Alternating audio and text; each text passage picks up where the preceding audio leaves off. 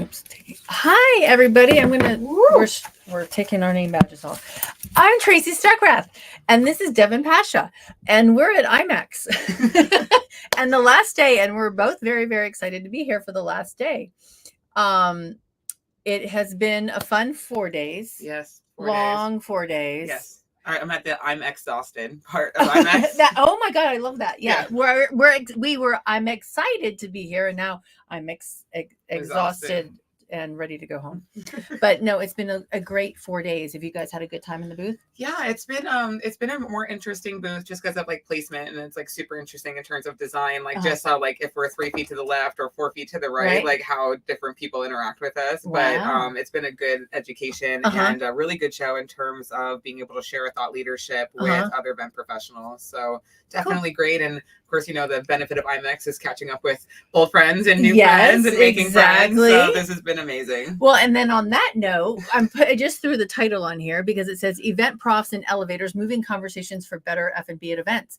And we ran into each other on an elevator. Yeah. It was so funny that we were back in Vegas, actually. And got to see each other in the elevator. I think crossing paths or checking in. And it was so nice to reconnect. And then we did that thing where we kept holding the elevator door open. We're like, wait, I'm like, no, let me just walk onto your floor and have this conversation. So no, it was great that actually sparked another kind of brainchild to grow and actually have this conversation together. Exactly. Because we were attending an event, and you were planning an event and having challenges with food and beverage. So as is always the case, it's the thing that we need the most, the thing that we spend the most money on, and yet it's always the thing that we're judged on, but also that we have like the least control over. Right. Exactly.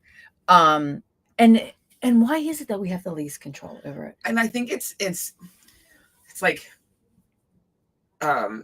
like run amok in terms of like how it's like capitalism. It's like the food, vendors have this and they need to make this much money. And the hotels have to work with only the food vendors that are approved by their purchasing company. So they don't have control because purchasing at the hotels, like, well, these are our vendors that we vetted because of a business decision, but it's not a food decision. And so then the food directors are locked into who they can, get things from, and then that means they're locked into what ingredients they can use to make food. And so it's really this ecosystem that is more on the business side, and it like really starts to remove control from the people who need to make the decisions.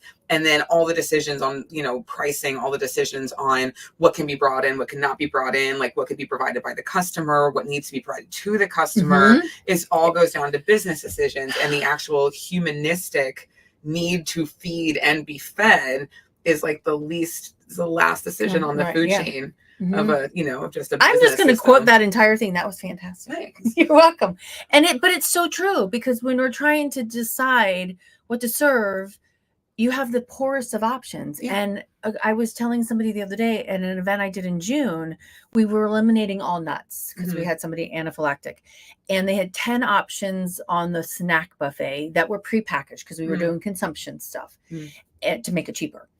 And like 6 of the 10 contained nuts of some sort. And I'm like, I need other options because I'm not going to serve the same 3 things every single day.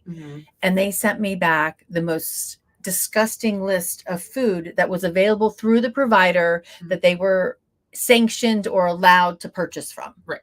And they weren't thinking outside the box. They weren't like, can you get some red plate cookies, right? That are free of the top 9 out, whatever. I'm like, but they're hindered. Right.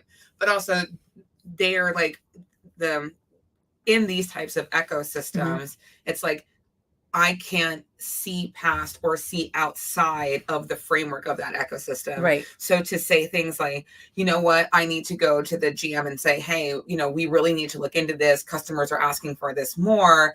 What can I do in order to provide a better service to create trust and customer loyalty with these people, to say, hey, we do offer this. Oh, maybe that brings us in more business because we're the ones that can think outside the box. Right. But so few people in this regimented system can even think to ask that question. They're like, no, I know this is the monster I know. And so I can only think of like, this is the list. I'm only allowed to, I can't think outside the list. Right. And that's what gets really upsetting, is that We don't give anyone in our business ecosystem a way to say, oh, well, this list does not comply, or this list is not appropriate, or this list doesn't provide the service.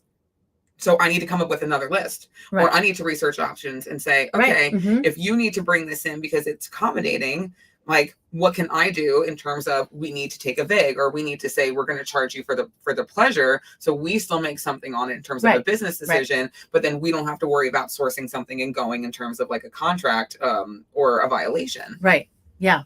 Exactly. And we talked about it last night, and David Stevens said it. David T. Stevens, yes, said it. You know, it's like, if your offerings are not to the level of healthiness or wellness that we want, then we should be allowed to bring it in and put that in the contract. Absolutely. Right. Yeah. And we were talking about non-alcoholic beverages options, but we also should be talking about food. Absolutely. Yeah. Especially when more and more people want to be accommodated, or, you know, I want to know the nutrition facts for the food that you're serving, right? Because I want to ensure that, you know, maybe not going as far as like, what are all the macros and the sugars and the, you know, and the carbs, and, you know, if people really need that, you know, we can provide that in a certain way, but understand that, like, I want to ensure that there's a balance of healthy fats. I want to ensure there's a balance of protein, but animal-based protein and non-animal-based protein options. Like, I want to work with you to ensure that the food that we're providing fuels the body of the people who are coming, versus this is just food. Right. And, you know, I think that that's really where the difference is. And again, doing more with less. If you're going to find a way to charge me an arm and a leg, then you better be providing what I need, and not just being able to blanket charge. Right. Yeah. You and I also had a conversation on another podcast. I was just chiming in because you were on LinkedIn Live and was trolling, but it was, okay, fine. So if you're going to charge me an arm and a leg, I'm going to put a clause in my contract that if you go against what we have agreed on, if this is a nut-free event because of my customers, and you disregard that, or you don't inform your staff, or you don't inform the kitchen, and you make a mistake or don't provide that, then there will be a financial penalty on my end, because I'm not going to pay for that anymore. All of a sudden, if we take that power back and say, we're going to shift it, that if you do not adhere, you pay for the privilege. And I bet you, when we start pushing back to say, you are not doing what you're contracted to do, and there's a financial penalty, then the business will start to pick up from there and pay attention. Well, I mean, and there's so many times, and if you've never negotiated a hotel contract, bless you. Yeah. You know, it's like, we all need legal training now. We all do need the legal training. And that's why we've got Joshua Grimes and everyone on our side. But it's really making sure that everybody has a win-win. And a lot of times, and I'm not bashing hotels, I mean, the contract is written on their behalf, right? For their benefit, but we need to make sure that it's in our best interest as well, our clients and or us who are signing that contract. And that does come down to that, because if you're not adhering to that, to what you've agreed to, then we should also get compensation, because right now, if we fail to do something, we owe you. Exactly. Right? Yeah. And so it was like, but why wouldn't it go the other way? I mean, like, you know, if you have a contractor coming in to provide services and they don't provide services, you don't pay for those services. Right. So why in our industry do we not, as the customer, have the same power? Right. And give up so much of that power to the catering companies or the hotels or those providers? Like, if you fail to do what I'm paying you to do, I'm entitled not to pay you, or I'm entitled to withhold money. And I think that's where we need to go. You know, hotels are like, well, we need everything up front. It's like, no, I'm withholding 25% of the final payment until it's ensured that you have met the letter of our agreement. Right. Because I don't have to pay you for something that you're not going to do right. I need to be assured that you've done it. And again, we need to push back as the industry to say, we also have power, and you need to provide the service appropriately and within these legal guidelines that we're agreeing on. Right. And if you don't, that money gets withheld. Right. Yeah. Yeah. And just on that note, because a lot of contracts do say that you have to pay 100% upfront for your meeting at your event. And no. Yeah. But push back, like Yeah, start the conversation, Right. because remember, all contracts are negotiable. Right. They're an opening to a negotiation. Exactly. And if it means that you have to talk to the legal team, if it means that you need to have someone advocate for you, have the conversation. Right. Have the powerful conversation, because it's the conversations that shift that behavior change. Right. And if we don't advocate for our side of the industry, especially when it comes down to food and beverage, Right. especially when it comes down to the health and safety Mhm. of our attendees, Right. then they're going to continue to have that power, and the ecosystem is going to continue to driving towards only what is profitable instead of what is healthy and safe and beneficial to our clients. And I want it to be profitable, but I want it to be fair and safe and inclusive. Right. Yeah. And that's the balance Yeah. we need to Mhm. strike, especially in terms of inclusivity. At the event that we were at in August, Mhm. what I loved about the menu is that no one had to raise their hand and say, oh, I'm sorry, I need, Right. because we've trained people who need to be included, or whose menu choices, preferences, religious preferences, dietary preferences, or actual safety Mhm. preferences, or needs. We've trained them to apologize Exactly. for needing that. Right. I'm like, I'm sorry, I need a gluten-free meal. Yeah, like I shouldn't whether have it's to a say. preference or this is a health mandate, like I will be sick at your event if I don't Right. eat this way. Why are we training them to apologize versus including them? Right. And it's not just vegan, vegetarian, gluten-free, Mhm. which should at minimum always be a part of your dietary Right. preferences, Mhm. and reference there, but gluten-free in terms of celiac versus preference, nut-free. I stopped doing most shellfish and pork at all of the menus I did when I was still working with clients, because those are the two things that tend to have, whether it's a religious preference or whether it's an actual anaphylactic, Mhm. that it just stopped being on part of my menus. So, all right, wait, say that again. So shellfish, Yeah. Oh, and shellfish. pork. Okay. Yep. Mhm. Not to say there's anything wrong, Right. like had bacon for breakfast. But when it comes down to those types of preferences or major Mhm. food allergies, those were things that I sort of trained myself just to not have And on my they're menus. religious based. And they're Yeah. mostly religious Mhm. based. And again, like no one Mhm. had to be like, oh my God, there's something in this that I can't have. And I just sort of trained myself to have my menus automatically be more inclusive. Mhm. We were at Caesars Mhm. and sat down to a plated lunch. And what I realized is that the plated lunch was completely vegan. Right. But not like, oh, it's vegan and we're being cool. It was like, this is a beautifully thought out, It was healthy tasty. lunch. It was Yeah. gazpacho, and there was this like beautiful hearts of palm, kind of a crab cake, but Right. it was a beautiful luncheon, but it was balanced. It was protein. It was vegetables. It Mhm. had healthy fats. It Yep. was gorgeously plated. I took a picture of every single plate we had because it was visually stunning. And that's what makes you want to eat it. Yeah. And it was Yeah. like we were all Yeah. salivating, and there was a menu to say, like, this is what we were having, but Right. it wasn't labeled. But in that powerful discussion luncheon, which was made to connect us on a human level, to Mhm. be vulnerable, to have powerful conversations, no one had to interrupt, remove themselves, and say, I need to be accommodated. Right.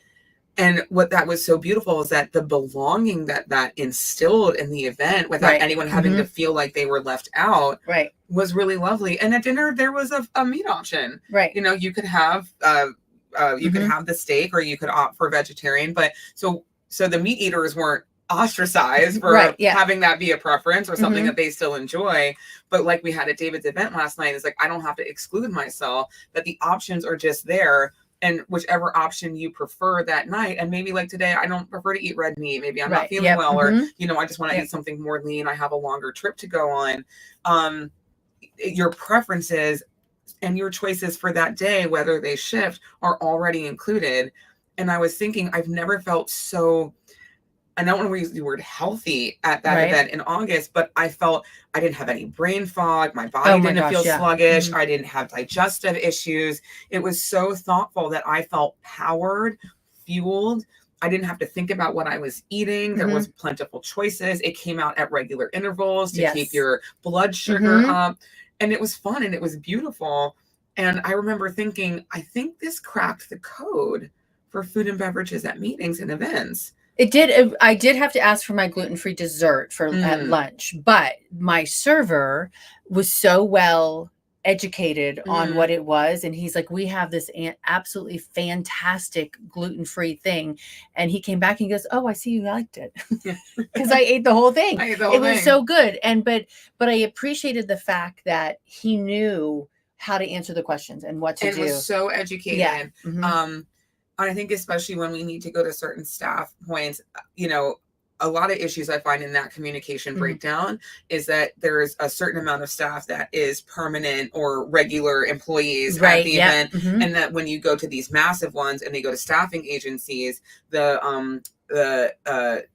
not permanent staff, the brought in staff, I don't want to call them rental staff, but the ones who aren't naturally there, they come in and they're just, again, working with that sort of automaton, like, I just need to bring food out. I just need to put it here. I just need to clear plates. And it's like, they're very like segmented jobs, but they're not educated. Right. And that's where that communication breaks down to say, is this gluten-free? Is this kosher? Does this have nuts? Does this have pork in it? And they go, I don't know. Right. And then they have to run and find someone. And it's that whisper down the lane, you know, and again, at the very least, every single person needs to be educated. Right. And bring them in 30 minutes earlier. Than to give them that education, give them the tools to do their job. And I posted this last year. I went to an event that's happening next week, and we were in Louisville, and none of the servers spoke English, and I'm okay with that, right? But give them the tools to do their job. And what I had to do was I actually had to open up my Google Translate and ask the question. And when they read it, they're like, "Oh, okay, cool." You know, and they went and got it. But let them know, you know, say, hey, you might be asked this, or let the attendees know how to ask for that. Right? Absolutely. Because I want them to succeed. You know, or, you know, if you need to change the staffing design in terms of maybe, you know, whether it's a language barrier or whether it's staff that comes in on a rotating basis and that's not their regular gig, which is fine. That's a big part of our ecosystem is being able to move around within, you know, our third parties, like, you know, you think like Sodexo's or Airmarks, which have staff that move around to event based on capacity and need. They still need to be educated. So maybe it's, you have a floor manager who's there. You think like a casino, you have dealers and you have pit bosses and you have floor managers. Like there's a tier. If someone needs to stand at the buffets, and they're the ones who answer questions and are educated. It's like, you can ask that gentleman right there, or that, you know, that madam right there, and they'll be able to appropriately, then have that person just there and available. Ask me if you have questions. And at the very least, you know, when did we get away from labeling the menus and the menu cards? Like, if you're going to go ahead and print them, put the information there. Have one poster that has, these are all the dietary restrictions. I was just at an event in Poland, actually, and it was we were closed system, so they it was have much stricter rules. They do, and everything was vegetarian. It was like, it was blanketed. It was like, there will be no meat served. You know, we're going to take care of your animal-based proteins. Like, you'll be well fed, and we really were. But every single thing was, they numbered it. So like, if, you know, gluten-free shellfish, and it was at this big menu board. And it was, you know, and these numbers correspond, they're on every single card. So if you know kind of what number you're looking for, these are things that are pre-labeled, and it was very thoughtful. But they also listed, here's where everything came from. So this is from so-and-so's farm. And, you know, they added some fun labels like, well, this is the chef's, her grandmother used to make this for her as a treat, so we're sharing it with you. And it added this emotional element to that as well. But the labeling was so well done that if everyone was included in the labeling and everyone was able to share awesome. That with us. I want to give a shout out here to, let's see who's online here. We've got Sam Korf, Adia, my friend from Atlanta, Sushetta, who was my guest on Tuesday. Today's Thursday. She was my guest on Tuesday. And go back and listen to that. And then IMEX and Andrea. Thank you for joining us on Instagram. Yay. So nice to see you all. Thanks for joining us. Yes, thank you for joining us. And I love, and I've been to events in Poland as well. And European Union actually has a much stricter regulations on unpackaged food, meaning our buffets. And that's been around for 10 years now. We're slowly getting there in some states here. But I mean, we're at IMEX, and I went through the buffets yesterday. And they do have them on the event app. So I was able to look, but as I walked through, not a single thing on their menu yesterday for lunch was gluten-free. And at the end of the line, there were 5 culinary people standing there, front of house culinary people. And I said, okay, you know, who picked this menu, right? And I just said, you know, I'm about to leave because there's nothing here for me to eat. So you just lost revenue Mm-hmm. because I have to leave the show, Mhm. right? And just to come find out, Johanna she's the event manager for IMEX Right. for Mandalay Bay. Mhm. She's like, well, let me go talk to chef. And it comes to find out there were like 2 or 3 dishes that, like, one was served with a flour tortilla. Well, I just needed to get it. Everything else on the plate was gluten-free, Right. except for the flour tortilla, but it wasn't labeled that way. Mm-hmm. So chef literally brought me out a plate and said, Mhm. here you go. Let me know if I can get you anything else. Mm-hmm. And I just appreciated that because but I was able to have that conversation. Absolutely. Yeah. But you have the time and the Right. space, and then, I'm sure that added, 5 minutes of looking, Right. one conversation, having to go talk to Mhm. chef, the Yep. food having to be brought out. And it's like, I just need to eat, especially with things like show floors and trade shows. It's like, Right. when you have time, Right. you need to be able to go directly to food that fuels the body and leave. We're not even going to talk about the price of food here, which is, anyway, we will get to that. $22 for a turkey sandwich is something else. It's $7 for banana. Yeah. And it's like, Mhm. I'm like, how much do I value my eating right now? It's like, Yeah. I think I'll be hungry, and having to make that choice, but that's neither here nor there. But like having to add the time to have the conversations versus it being a thoughtful and inclusive part. Right. I was talking to a friend, actually, Zoe Moore, who you had on the show previously, talking about diversity and inclusion in the menus.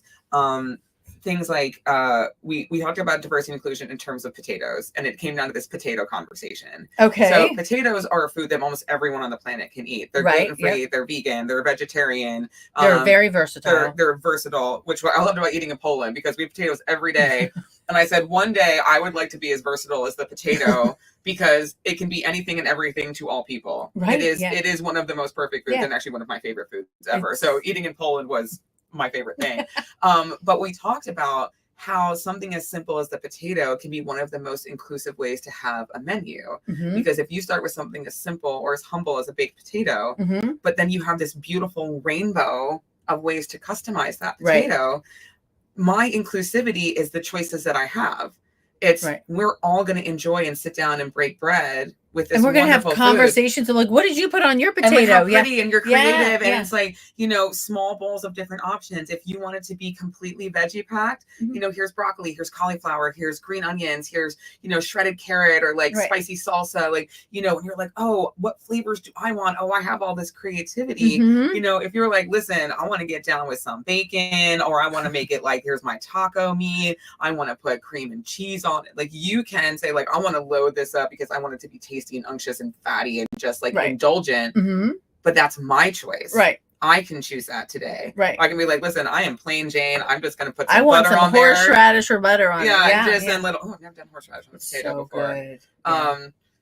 During the pandemic, I used to use sweet potatoes as instead of like tortillas for everything. So I was like, what can I use this as a base for? And I actually would do like turkey taco meat, and I would put it in a baked potato. But it was another way to add fiber, another way to add like a protein, but then it had to be a vehicle for something else. And I found that it was cheaper and more filling. But this idea that you can put something as simple as a potato on there, be creative with the toppings, you're staying within that ecosystem of purchasable items. But everyone gets to go through and have their creativity. It reminds me of the mashed potato bars. Yeah, it went away. Yeah, and they're so good. They're so good. But then with the mashed potatoes, it's what you already put in them. True. Are you butter? Are you cheese? Are you garlic? So like there can be that idea of like, well, now I have to ask. They were so fun again with the toppings. But Zoe and I were like, inclusivity and inclusion. I'm sorry, inclusivity, like, and diversity, it can be represented in something as simple as a potato, because if I get to choose how I want to enjoy that, and you get to choose, but none of us had to opt out, raise our hands, take that time away. And it was, then our time in the buffet is valuable between humans. We are engaging. That our time breaking bread at the table is engaging. And it doesn't have to take time away to say, I am other. And that's what we want to avoid. That's what food and beverage and meetings should not do, is to have your guests say, I need to go eat in my car because it's a high holy day for me and the food doesn't reflect what I choose to eat. Or, checking calendars. Like, you see all times at sports teams now, for gentlemen who were observing, paused a game Yes. so that one of the players Mhm. could break his fast and get calories in his system. And they were like, we will Yep. stop because this is something you need. That was basketball. Was it basketball? It was during the NCAA tournament. Yes, it was. I think, and actually, it was my basketball team. See, but Yeah, it was like NC that. State, That's respectful. Mhm. Or if you know that, you know, when I worked at a university, one of the event dates that we chose happened to fall during, I believe it was Passover, Mhm. and you know, it was maybe later in the week, so we weren't really interrupting the Right. more family Mhm. style seders, but ensuring that there was matzah on there, ensuring that there was kosher Mhm. food. Like, this is people who will partake in this. Right. How hard is it to put a nod to what they Right. might need to participate in, and the joy Mhm. someone feels when they Right. walk in and see, I'm already included. Right. I already belong. Mhm. That dopamine rush, that anchor Right. in that meeting means I am now loyal to this because I am seen Yes. and I'm invited here. Yep. And is that not what we all want? Is that Mhm. not the biggest return on investment for Right. when we're investing in food and beverage at meetings, is to have our guests say, wow, I belong here. Hey, my nephew just joined. Hi, Will. Hi, Will. How are ya? My nephew's in Oklahoma. Hello. Woohoo. I that is so important. And I actually share this story a lot. So 2 years ago, I did an event. It was during Passover. That same event is happening in Passover next year as well. But I had 3 people who requested kosher, and one is Orthodox Jew. And so we had to really find the caterer that could do that. Absolutely. It was a challenge because a lot of caterers during Passover closed down. Yes. Because they're celebrating. And so we did that. She had never traveled during Passover before, so we were both learning, and I'm like looking up Keurig and Keurig pods and what, you know, all those are kosher and things like that. But the other 2 gentlemen said their level of kashrut wasn't that high, but if we had labeled the food on the buffet for the pork and the shellfish and, you know, whatever else, I could have just eliminated it all together, like you said. But having to label for the wheat, you know, for the leavened food, they were comfortable eating off of the buffet. Absolutely. And I mean, looking at it from 2 different perspectives. One, I'm making them included, feeling included so they could eat there. But I also saved, by picking up the phone and talking to them, I saved my client $2,500. And that's the thing. It's all about powerful conversations. Right. It's about being inquisitive. And there's nothing wrong with not knowing what kosher food is and kosher for Passover and Glock kosher. Like, there are levels. It's like to pick up the phone on their behalf and say, thank you so much for registering. I do want to ensure that I have, you know, food for you that you're comfortable eating. Could you educate me so I don't assume I know what this means? And what is wrong with gaining some education? Now you have it in your toolbox. And if you know that a certain portion of your stakeholders adhere to that dietary restriction, why not save the time and just have it be part of the menus? Like, exactly. Food can be delicious when it's vegan, vegetarian, when it's kosher, when it's gluten-free. It's, how do you push back? How do you work with chef and say, I don't need to work with your food and beverage director. I would like to sit down with your chef. I would like to go over menus. I would like to say, hey, here are recipes I've used in the past. Is this something you can scale? And powerful conversations can save us money, can save us time, can save us headaches, and even can save people's lives when we're really thoughtful about what we're putting on those buffets. 100% agree. And yesterday, Trevor Lou and I were talking about the real stories behind food and beverage, what it really means. And this conversation really epitomizes that. But one thing that he said, because he's like, I make sure that all of the meats that I buy are halal, so I don't have to worry about it. So he doesn't have to go find a halal caterer or go order something special. And my friend Amelia did it as well in her corporate kitchen or cafeteria for a company. She made, because it was a tech company, she made sure everything that she was buying was halal certified, so that everybody in that company who followed Muslim or could eat in there without question. Without question. And really the point is that we need to change the stigma of making people apologize for their religion, making people apologize for their dietary restrictions because their body needs something else, making people stop apologizing for, this is my health choice. Can I, you know, and maybe not even choice. No, it's like I need to eat a certain way. You know, diabetics like need to have food that fuel them in certain ways. So not everyone wants a bacon, egg, and cheese. Like Right. maybe we want fruit or yogurt or, like I had stomach surgery. I have different dietary restrictions because I literally process food a different way. And I just need enough nutrients during the day to fuel my body. And if there's expectations to go through a 15-hour day on the show floor, and I have to choose, like, I really need to eat the banana. And my only access to that is to pay for buy me 50 bananas, like back home at the grocery store. Right. It's like, why do I have to choose against my health and functionality and wellness against your menu or your offerings? Right. And how do we start to change the dialogue? And the only way we're going to get the industry to catch up is when we have those powerful conversations, with you, like with now, like having conversations with Chef, talking to your stakeholders. Right. If you work for a third party, talk to your planners, talk to your clients. Who's coming to this meeting? Right. Who are we accommodating? Do you know that information? And if you don't, before we set food and beverage, let's have a powerful conversation. Right. And there's nothing wrong with asking questions. There's nothing wrong with educating yourself. We are more powerful when powerful conversations are had. Exactly. And I, two things on that. I mean, the woman that is Orthodox Jew, I mean, I've already emailed her. I'm like, hey, are you coming? And this year she didn't come. She was having a baby. Aww. But she's like, thank you so much for checking in with me, to see if I'm coming. And I've done that for 2025.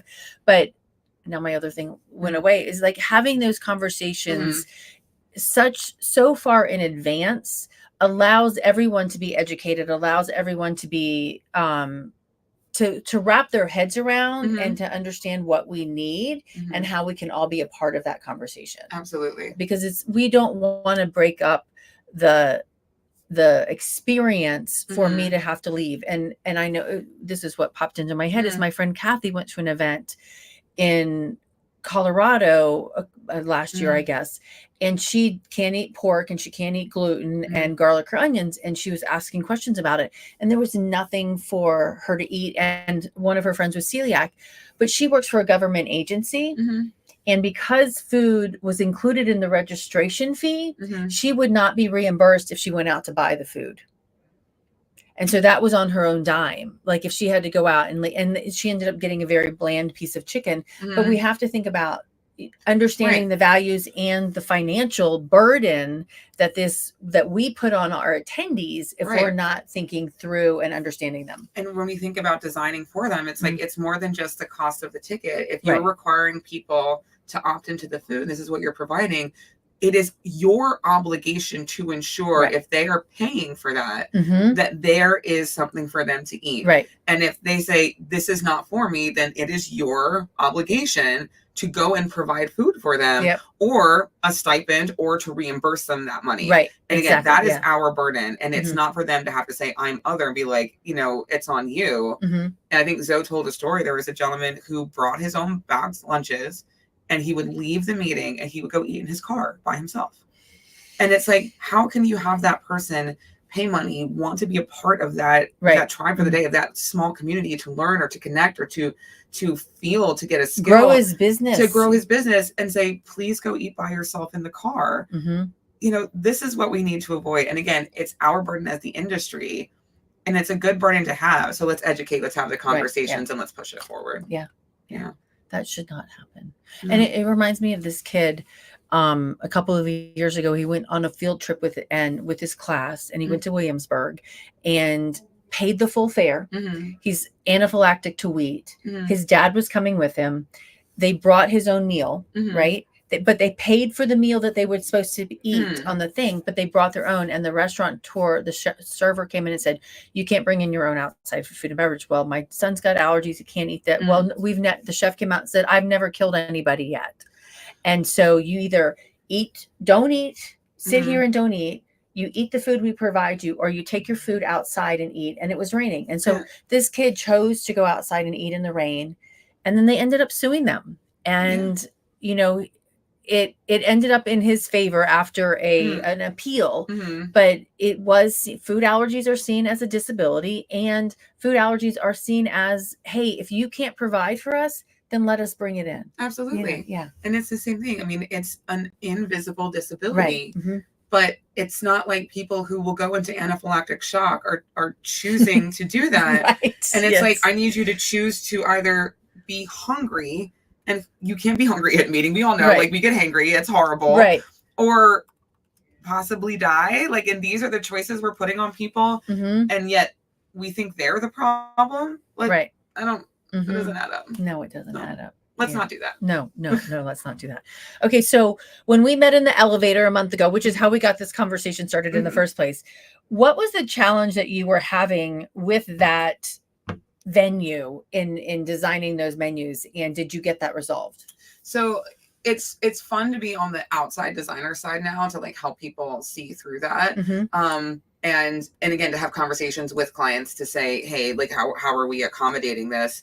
I think I found the Caesars menu to be what then I used as the basis for going forward, especially when it came to like midday offerings, when people need to be fueled in between larger meals, but also in terms of quantities of food served when. And I think that was, to me, the most eye-opening part of, if we need to sit for lunch, working with the event I was just working on, all of these menus were really heavy. It was like fried chicken and burnt ends, and I had to eat it with my hands, or they had really strong smells, and I was in an enclosed room, and it was, you know, and then going back to chef, and the custom menu that they made for me that was plated was $40 more expensive than their already $70 per person lunch.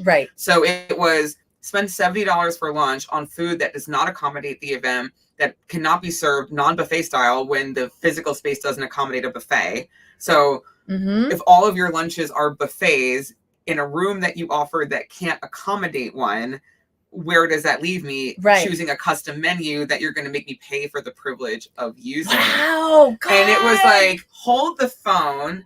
And so, can I put you on mute for a minute while I drop some F-bombs? Like, so again, you know, this person's purview is X, Y, and Z. This person's purview is A, B, and C, and they don't meet in the middle. And it took 3 weeks for the food and beverage director and the chef to have a conversation. So now I'm like, I have to choose something because it's 2 weeks before my event.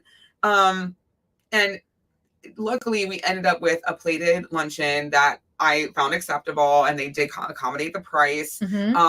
But a month of conversations versus, like, you realize when you look at your buffet options that I can't put in there, that the food is so heavy and so plentiful. One, it's going to be completely wasteful because no one can eat that much food.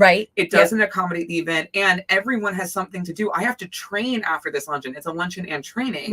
And if everyone's going to sit in a warm room with this heavy meal, they're going to go, oh, how can I possibly activate their brain? I need lunch to be a fuel, not a deterrent, like a deterrent. It ended up being okay, but it definitely was one of the more uphill conversations because the left hand and the right hand actually couldn't work in concert together.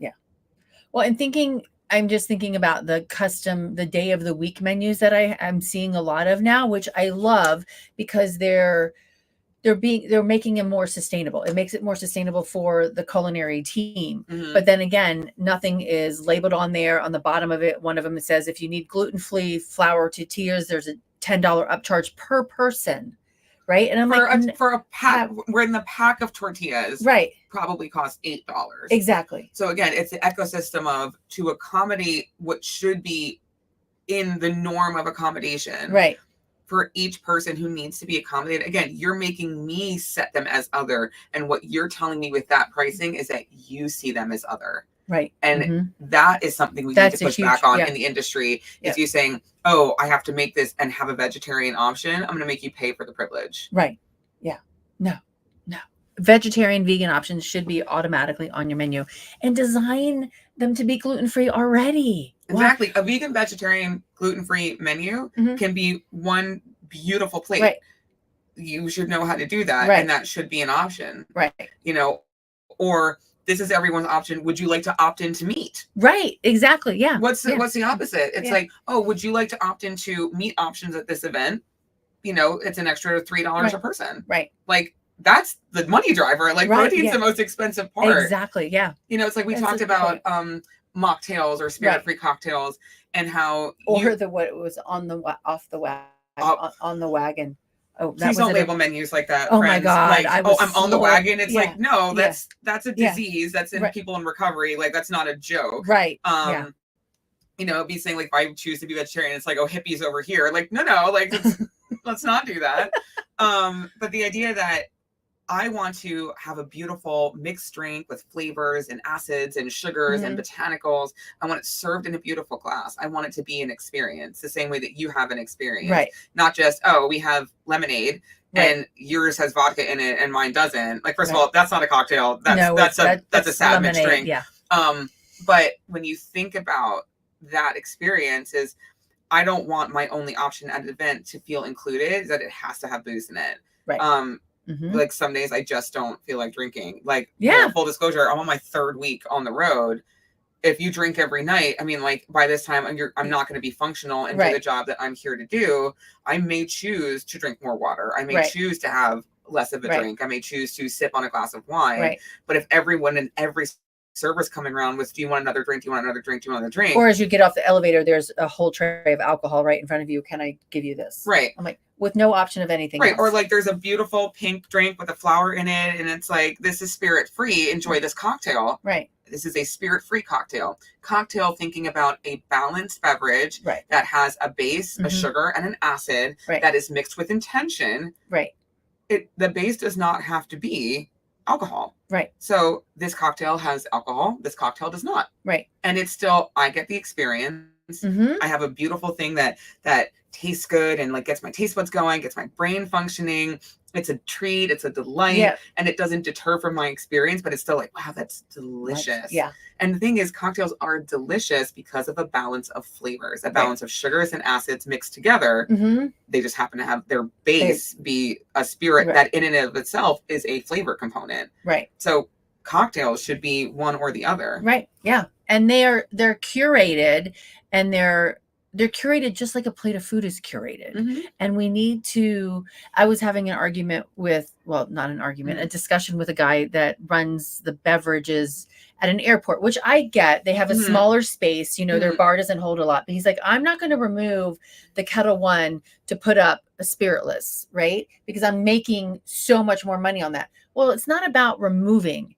And even with this entire conversation of allergies and whatever, and alcohol, it's not about removing, it's about providing an option. Right. It's like what we say with when we're adding design or designing events with clients, they're like, well, I don't have more time to do that. I'm like, I'm not asking you to take more time. I'm asking you to see how you spend your time. And if you can spend your time more wisely, the ROI is better. So it's, how do you think about what's on that bar? How do you think about, it's not more, it's not removing, it's not either or, it's, this needs to be a part of the foundation. And when it's a part of the foundation, actually everything flows more smoothly towards that return on investment. And my return on investment with, let's say, your events, and I want to come to your event. If I'm included, if everything is labeled, if I already feel like I belong because I don't have to remove myself or go eat in the car, I think like, wow, I'm seen here. I belong. And it's not because I fit in, which means I choose to be other or carve myself away. It's that me as my most authentic self is seen and appreciated. That loyalty that's created because you belong, that's customer loyalty. That's repeat customers. That is repeat income. So if it's a part of the foundation, it actually has a higher return on investment for both. And if in the end, we go back to our beginning conversation about a business ecosystem, it's not about removing something. It's about having everyone be a part of the ecosystem and being able to get their money as well as the other people who you're used to accommodating. I love that. It did remind me of a story. And where are we? Oh, we're 43 minutes. We could talk for hours. I know. Yeah. All right. So I'm going to. We actually are at a trade show. Right. We have to go meet work. with people. We do need to go work. So it does remind me of a story. And this is probably 10 years ago. And I was talking at a hotel up in Northern Virginia. And it was a transient hotel mostly, right? And it was a meeting, professionals international meeting, chapter meeting. And the chef and I had a conversation, and he said, there's a gentleman that comes here. He spends Monday through Friday here, and then he flies home on the weekends. He has food allergies. We take care of him. He's told us in advance, but he's there like every single week. Well, in the summer, he brings his family for 2 months, and they all have allergies. And he's like, and we're making pancakes and we're doing this with his kids. And I'm like, so for those sales managers out there who and the catering sales managers or the catering event managers. Right. When you get that, think about the heads in beds that hotel just made. Absolutely. Right. So food and beverage, it's not just about that minimum you're trying to meet, right? It's about making that experience and making sure those people who are in that hotel room, they're your guests. They're not my attendees. They are my attendees, but they're also your guests. And you're making an impression on them. And do you want them to come back? Yeah. Like if it's all about the dollar, yeah, it's about making, like, if I belong, yeah, like, take my money. Right. Because yeah. I'd rather spend it with you. I maybe even choose to spend a little bit more. Right. Yeah. But I will spend it where I belong. I feel seen and I'm accommodated. Right. And then I'm going to tell everyone I know, oh, I love going here. I love flying this airline. I love going to that event. Right. And what we know hits more, that positive, that repetition, that share, that expansion nets you more money. Right. So if it all goes back to the dollar, the accommodation is actually worth more than the upcharge and the not doing it, or you know, if we let you bring in an $8 bag of gluten-free tortillas and everyone feels seen, they may choose to come back more and more. Right. So again, if it goes back to the dollar, it actually is more profitable to be inclusive than it is to not. Yes. Awesome. Okay. Awesome. One final question for you. Yes. That I ask everybody. Thinking about food and beverage, safety, sustainability, and inclusive. What does that mean in a nutshell? In a nutshell, it means that the foundation and the offerings that are out for everyone automatically include everyone without them having to opt out. So if you're having a meal that, you know, and again, it's hard to please everybody, but there's a difference between pleasing and there's a difference between being inclusive. And inclusive means that whatever my preferences are, whatever my requirements are, and whatever my restrictions are, that they're already seen. And that means I am seen. And in that seeing and belonging creates trust and loyalty. And that's what the sustainability and inclusion and the safety means, is that I'm already a part of the whole. I'm already a part of the community, because that's what events are. They're building micro communities. And what you don't want is to tell someone you're not included. Please leave or go eat in your car. Thanks for having me on the show, Tracy. Welcome. I really appreciate it. I so appreciate you being here. Okay, let's see. Connect with Devon. Yes, please connect with me on LinkedIn. Let's have conversations about creatively getting your events sustainable, including people in your events, having conversations about belonging, inclusivity, and designing for that as well. And you can also follow her. Look at the show ticker down here at Duchess Monty Pasha on Instagram. Yeah. So always fun. Yeah. Thanks, Thank Tracy. you. Thank you. Everybody, this is my last episode from IMEX. I will be on a plane tonight to go home. Next week, I will be in Arizona. I'm actually going to be on Thursday because I'm going to be kayaking the Grand Canyon on Wednesday. That sounds fun. Don't fall out of the boat. I know. I promise I will. Yeah. So hopefully I'll be on Thursday. But next, I will be with you next Thursday, and we're going to talk about World Food Day, which is the day before on Wednesday. So until then, stay safe and eat well. Eat well. Bye. Thanks. Bye.